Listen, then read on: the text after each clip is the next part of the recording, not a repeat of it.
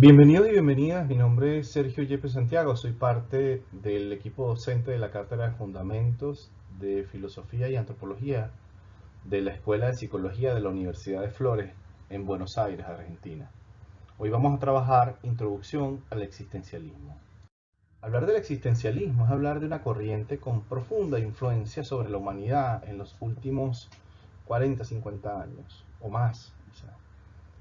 Estamos hablando de una corriente que convoca a muchísimas personas, a muchísimos hombres y mujeres que trabajan la idea de la libertad, la idea de lo humano, de la existencia y del poder hacer las cosas y de la transformación de lo que somos, de lo que queremos ser y de lo que somos. Lo interesante de esta corriente es que surge y se acompaña su surgimiento con un fenómeno mundial trascendental y muy fuerte, una marca histórica para la humanidad que es interesante de colocar acá, y es la guerra. La Segunda Guerra Mundial está transcurriendo en estos tiempos. Pasó, acaba de pasar, tiene pocos años de que está terminando. Ya aún existían conflictos en Japón, estaba recién conquistada una gran parte de Europa y estamos hablando de esta extraña capacidad que demostró el hombre de poder extinguirse a sí mismo, de ejercer maldad y de cambiar los rumbos de la vida. Antes de ese tiempo, los hombres y las mujeres nacíamos en un lugar y muy probablemente íbamos a morir en el mismo sitio. Teníamos más o menos la idea de que una enfermedad nos podía llevar, pero no que la acción de otros nos podía llevar a la muerte de una manera tan cruel, tan brutal. Estamos hablando en tiempos del Holocausto, estamos hablando de unos altísimos índices de maldad. Arendt trabajará la maldad, trabajará los actos y la ética de la acción y nos dará una mirada muy interesante sobre esto. De los autores más conocidos tenemos a Jean-Paul Sartre, tenemos a Martin Heidegger, tenemos a Soren Kierkegaard, tenemos a Albert Camus, Marcel y a Jasper, pero realmente en ellos participan otras personas, mujeres como Beauvoir, mujeres como Hannah Arendt, o sea, y hay corrientes en América Latina, en India y en otros países donde fundamentalmente la idea es la misma: qué hacer con la existencia y quiénes somos en realidad en esta existencia en la que estamos. Como toda corriente filosófica, el existencialismo surge en respuesta a otra corriente. La corriente ante la cual emerge el existencialismo es el esencialismo. Para el esencialismo, la esencia es lo que hace que un ente determinado sea tal ente y no otro. Es decir, nosotros somos el producto de una idea. La esencia precede a la existencia y el hombre es la idea de Dios. Definirlo de este modo es decir que hay algo que primero es idea y luego es lo que está alrededor. Esto en esencia es una idea que atraviesa gran parte de la humanidad en su momento antes del existencialismo y que no daba pie a otra cosa. Estamos hablando de ideas muy modernas donde tú dices, bueno, naces y eres hombre. Al nacer como hombre tienes la función de padre e hijo, tienes la función de proteger, de hacer, de una serie de elementos que están vinculados con lo que tú tienes que hacer. En el existencialismo no se plantea de esa forma. En el existencialismo se dan respuestas distintas a lo que somos en esencia y de dónde somos. Sobre todo a esto de que el ser humano es una idea creada por Dios. El existencialismo es una corriente filosófica que centra el universo en torno a la existencia humana. En palabras de Jean-Paul Sartre, el existencialismo es un humanismo en sí mismo. Esto lo dijo en una ponencia central de 1945 en París. Eh, el existencialismo tiene su auge entre 1940 y 1950 en Europa y es heredero de los sufrimientos, de las formas y del cuestionamiento que la humanidad en ese momento se hace sobre sí misma, ¿no? Es fundamental para el existencialismo el marco histórico que, que le precede. y que además le continúa, porque son tiempos difíciles para la humanidad en ese momento. Estamos cursando situaciones de profunda maldad, situaciones de violencia, situaciones de opresión, situaciones de liberación, situaciones de migraciones forzadas, en fin, un montón de situaciones que no eran propias, o no por lo menos no eran propias de los 20 años anteriores y años anteriores a su vez. El existencialismo entonces viene a preguntarse y a preocuparse por el hombre, por su comprensión, por su definición, qué es. Recordemos que en filosofía, ya lo hemos visto en clase, nos hacemos tres preguntas fundamentales y tienen que ver con quién soy, de dónde vengo y a dónde voy. El existencialismo responde esto, ya veremos en el resto del material cómo lo responde, pero en principio plantea que primero se existe y luego se define, la existencia precede a la esencia, el hombre es definido en y a través de su existencia y el hombre primero se encuentra hombre y luego decide qué será de él.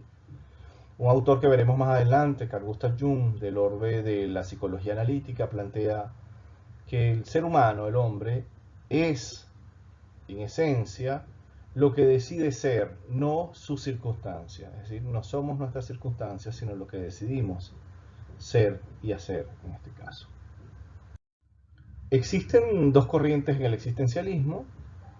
Una corriente cristiana creyente que plantea que Dios crea al hombre y le provee de libre albedrío y por ende el hombre puede autodefinirse. En esas corrientes están Jasper y Marcel, que plantean que bueno, Dios es como una especie de prolongación de una idea divina. Para Sartre, Heidegger y unos cuantos autores más y autoras, Dios no existe y la idea de Dios es creada por el hombre. El simple hecho de que existan múltiples religiones con diferentes nombres de Dios, de diosas y de dioses, habla precisamente de eso, de que el ser humano crea la idea de Dios para completarse en su angustia. Es más fácil para el ser humano vivir una existencia pensando que existe un Dios, que existe un determinismo y que existe alguien que le acompaña, que asumir la propia existencia. La angustia viene a ser trascendental en el existencialismo, porque realmente para el existencialismo lo que tenemos nosotros es un tiempo finito, desde el nacimiento hasta la muerte. Plantearán los existencialistas no cristianos, no creyentes, que si Dios existiera, no existiría tanta maldad. La maldad es en sí misma la capacidad de hacer daño a otros y a otras. La maldad es este acto voluntario que me permite dañar y lastimar a una persona. Sobre la maldad nos hablará Arendt en tremendos tratados sobre cómo el ser humano es capaz de hacer esto y cómo es capaz de delegar. Es fundamental, y lo vamos a ver en los principios del existencialismo, literatura de la ética, de la política, de las buenas acciones, del cómo proceder, porque si la existencia del ser humano es en esencia lo que él hace, entonces lo que él hace debe estar matizada, regulada o de alguna forma facilitada por un contexto, por una idea y por algún proceder adecuado. De esto se dedicará, a esto se dedicarán muchísimos de los autores y autoras del existencialismo. En esencia, el hombre existe para sí mismo, para sí misma. El hombre es un proyecto subjetivo que inicia al nacer y termina con la muerte y que definitivamente está asociado a lo que decides ser y hacer con tu vida. El hombre entonces es un ser arrojado al mundo, el cual está lleno de posibilidades, es decir, es colocado en un lugar y es pleno sus posibilidades.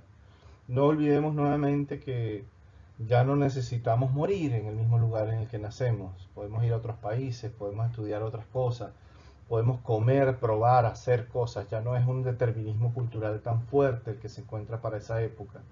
Estamos hablando de los inicios de la mundialización, estamos hablando de la posibilidad de los índices de movilidad humana, estamos hablando de que realmente hay un árbol de posibilidades o bosques de posibilidades para el ser humano, ¿no? Entonces el hombre será aquello que habrá proyectado ser en sí mismo, dice Jean-Paul Sartre, es decir, yo soy en tanto que proyecto lo que seré y lo hago y avanzo sobre eso. Jean-Paul Sartre plantea más bien el proyecto y otros plantean la acción, ¿no?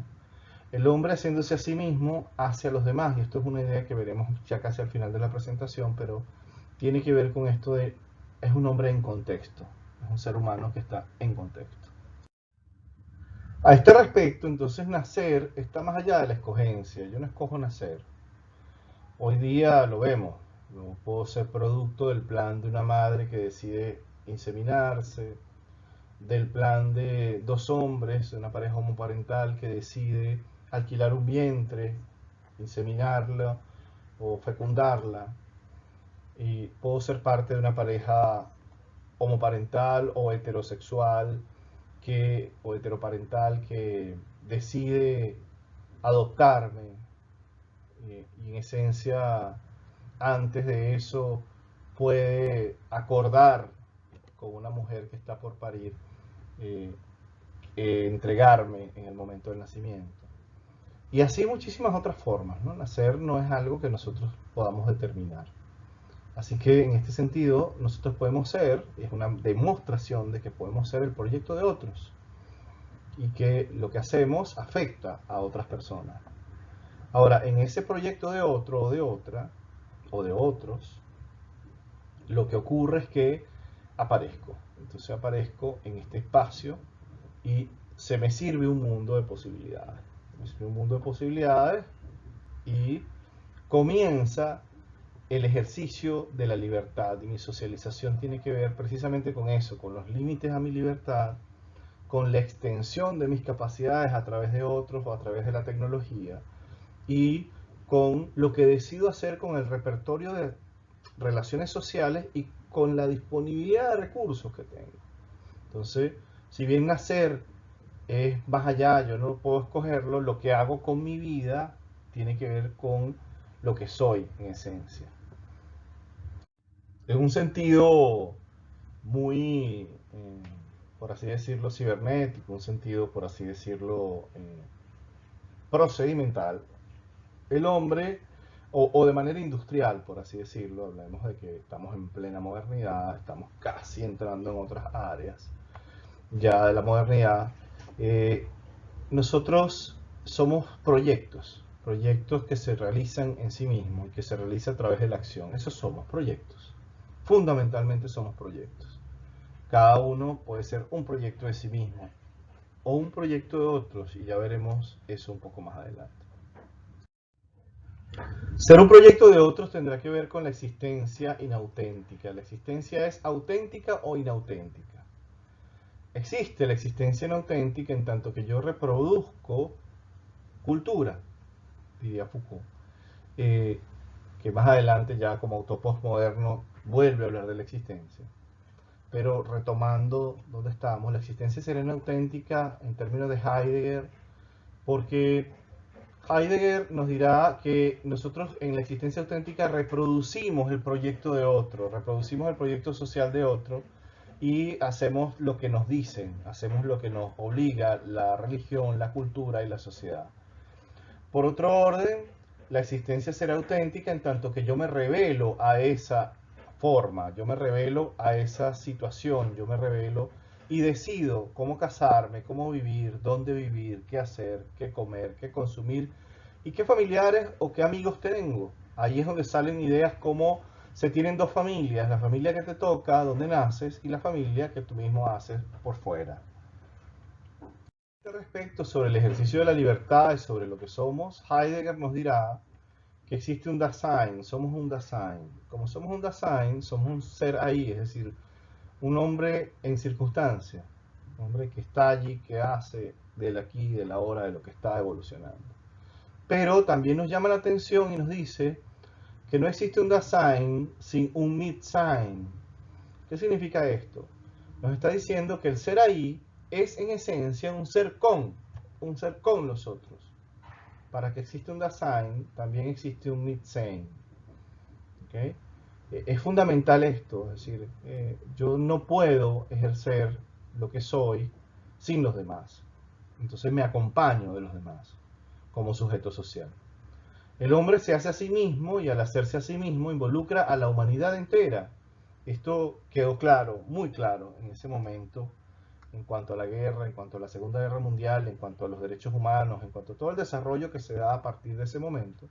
Hoy día no lo dudamos, y quien lo dude, pues mire que estamos en epidemia, mire que estamos en COVID, y nuestras acciones definitivamente están vinculadas unas con las otras, y nuestras presencias, nuestras interacciones también lo están. Algo que comienza en China termina afectándonos acá abajo en el sur y termina afectando todos los rincones del mundo. Así que nada menos actual que pensar en el ser-con, es decir, en el Mit-Sein. Es importante decirles que hoy día la corriente existencialista existe y tiene fuerza en determinados círculos académicos y sociales también. En la escritura, en la literatura existe.